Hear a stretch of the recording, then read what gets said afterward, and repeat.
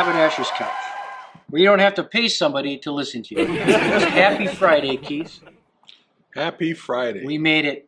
And you know that we are here to dispel or go back in time to the Shakespearean days of knights and queens and longshoremen. Shakespearean days of knights and queens and longshoremen. It's sweater history. And we are going to figure out, where does the turtleneck fit within the framework of sweater history. Now, Keith, imagine yourself wearing chainmail, and you got your helmet on, and you're the knight, and your neck is chafing because you're riding, right? You're riding, and it's dawn, and the guys are coming up over the field, and you're wearing your turtleneck, and it's saving you, not only keeping you warm, but it's saving you from chafing in your helmet. Can I take my helmet off? Yeah. Worn by athletes, laborers, and longshoremen. This sweater has its place in history, and Keith really likes to wear these sweaters. It feels really great. So when we're indoors, now I have it underneath a flannel jacket. So when we're indoors, it's still comfortable.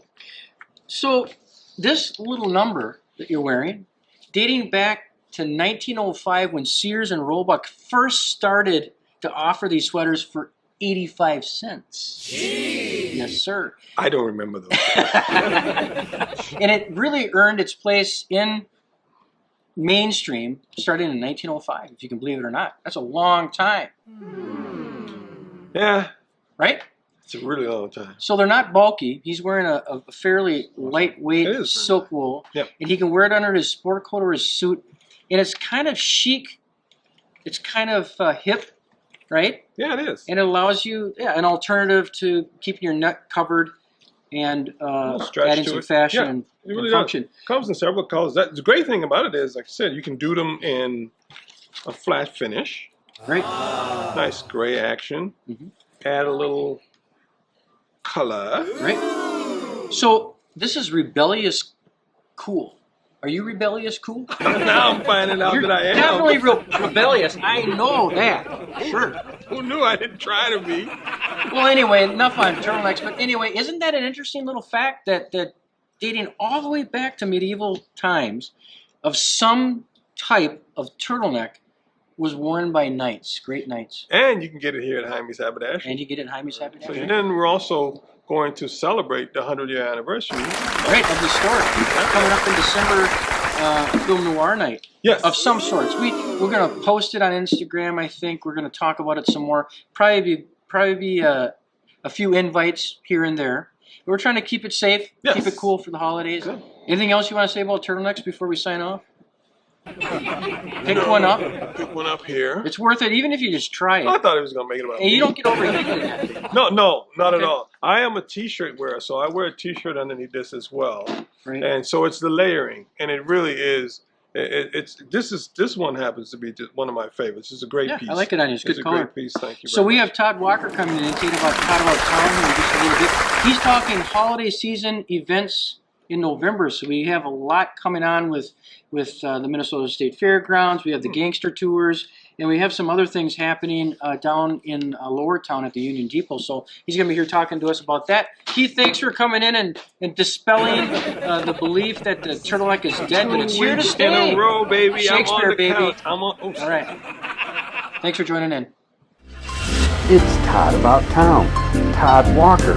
Entertainment, travel, and more. Hey, Todd, what's new? Happy Friday. And I tell you what, if you tuned in earlier, I told you I was going to have a special guest today. Todd Walker of Todd About Town is here. But you know what? He shows up. Keith and I were just talking about turtlenecks. He shows up in a turtleneck. Yep. So he must be one of the hipsters, right? I'm a turtleneck fan. I have been, I think, you know what? My high school graduation picture, I'm in a turtleneck. I'm not kidding you. Yes. That was 10 years. That was 10 years ago. So that was 10 years ago. So turtlenecks were popular 10 years ago. My high school graduation picture. I think I will bring my high school graduation picture next week for you to see it. Most likely to succeed in. And I've got the hair parted down the middle. I love it. It's great. Brown turtleneck. Yeah, but yes, So we were talking turtlenecks, and we were talking about how it went through these different phases. Yeah. But you know what's funny about style culture, just style in general, is it form and function go hand in hand. In a lot of stylistic forms that we carry on today, like vented backs on our jackets, come from when they rode horses. When the military rode horses, they needed. When they sat down, they needed those vents to open up. So that the double vent comes from horsemanship. Yes. Really? Yes. And and there's so many like when we talk about the high neck collars on jackets, those all came from the flaps would come over, and they would keep them warm during times when it was windy or cold outside. The throat latch. That's where the throat latch came from. It's all form and function. Okay, so tell me your opinion of the mock turtleneck, and why did that come in for a short time? They call it to make a mockery of one, right? Is to make a mockery of the turtleneck. So the mock neck's going, I'm shorter You're not than serious. You. Yes, it's mocking the tradition of turtleneck, and that's where it came from. That's where it came from. Yeah.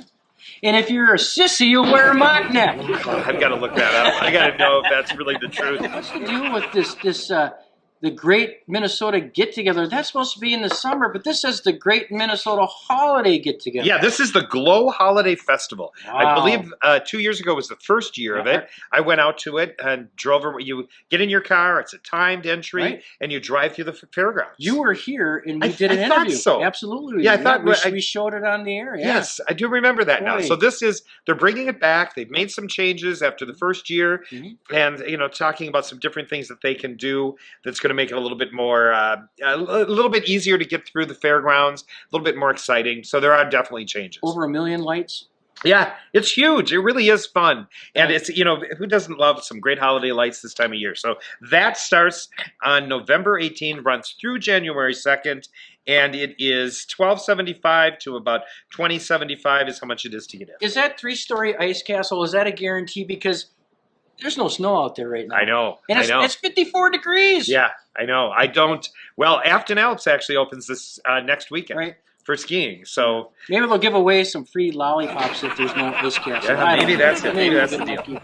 Next is the Walking Gangster Tour of St. Paul. Which one is it? Is it the Landmark Sinners? Is it Dick Smith's? Who is this? This is Cynthia's. Oh, Cynthia's? Yes, it's her walking tour. Okay. I actually did the walking tour with her and one of the anchors from KSTP, Lindsay, and so we did the walking tour with Jordana Green, who I do the show with at WCCO Radio, and we loved it. We did the haunted walking tour of Summit Avenue, had a great time, and so we all decided we're coming back, and we're going to do the Gangster tour downtown St. Paul. So you meet downtown St. Paul. I believe it's right over here at the right over by Kincaid's is where everybody meets. In the Commons. Commons, right. And you meet there, and then she takes you on a tour. It's about 90 minutes, and the tickets are affordable. The tickets are $20 per person, and it's so entertaining. Right. Cynthia does just like a great. She's in character when she does it. Yes. Yeah. So it's a lot of fun. Right. So I thought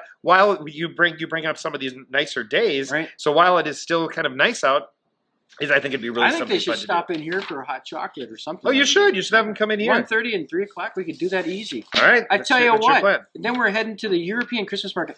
What a great event that is. Oh, it is. I've filmed it every year since the very, very first year, and I think we should take the camera and go down there and do one of the shows from the Christmas market, because they have, if you've ever been in Europe during this time of year, in Germany or whatever, and they have all those little huts that they build, and some of them serve, mulled wine, or some of them will serve some little treats, and then they have all the handmade items that people make and sell in their little huts, and they've just really recreated that right outside of the Union Depot where we just were recently, right in the back where the trains come through, and it's just really, really fun. And that opens, it actually opens up pretty early. That opens up November 26th is the opening weekend, so that's going to be a lot of fun.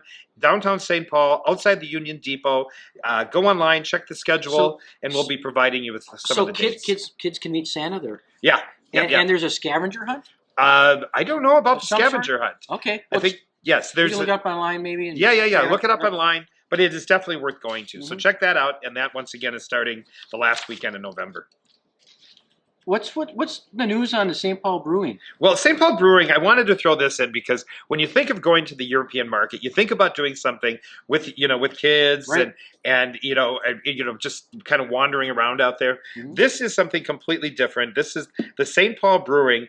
You can go around, you can tour the brewery, you can sample different beers, and then they're inviting different vendors to come in, and you can buy different items. So Right. it's a good excuse for the people that want to go out there and have a couple beers. How many vendors can you fit into a tap room? Well, they're doing like 4 to 6 vendors is all.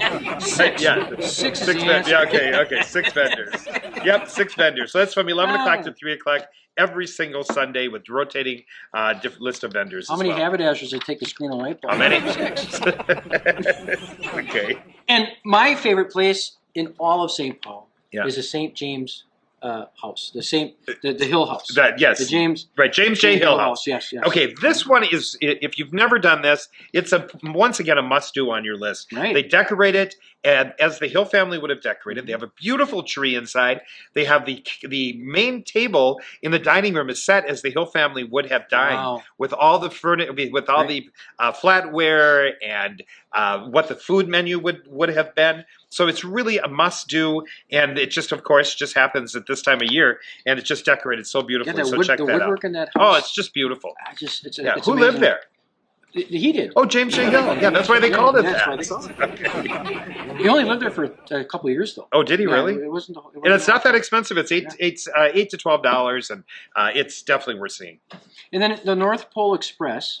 That's where we said you can see Santa. Yes. Now Yeah. this one is the one where you see Santa. So this is Oh. also happening downtown St. Paul. Mhm. I'm just warning you right now. If you are interested in doing this, you need to get online and definitely book your tickets. It sells out every single year. The kids just love it. I'd say it's a little bit pricey, but it's $25 for kids and $35 for adults. So here's what happens. Anthony, you show up at the depot. Mhm. They have the train set up, and it's the Polar Express, and it's all decorated for holidays. Is that through the atrium or is that down around? It's down around in the Oh, back, and then the kids get on the train. Santa's on the train, and they They choo give you choo. they give you the feeling that you're going to the North Pole. To the So Pole, yeah, when you stop, yeah, it's like okay, we're here at the North Pole.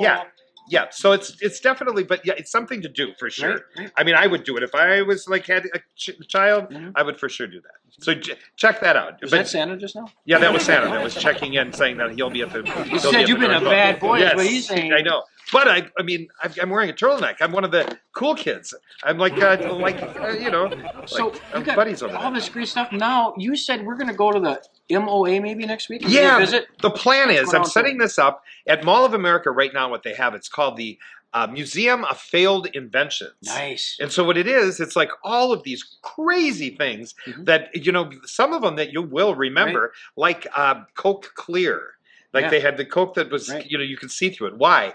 And they had a couple of other items, a golf club that is hollowed out. So if people need to relieve themselves while golfing, They can. they can go into their golf club. So we're going to go out there. I We're go gonna- into the bushes. yeah, why wouldn't you? I know. Right. So we're going to go out there. We're going to check out some of the museum or some of the inventions in Yeah. in the museum that were failures in the society, and check them out and film them. So it should be fun. I have been called a failure in society, and I want to talk to somebody because I think I'm doing all right. I think you're doing fantastic. Anyway, Todd, it's always a pleasure to see you. I'm glad to see that you're staying hip. I'm hip, I can't man. believe you wore a turtleneck. I know, today. I know. What a coinky. Yes, it Man, you almost look looks like sharp it's in from that thing. Heimie's.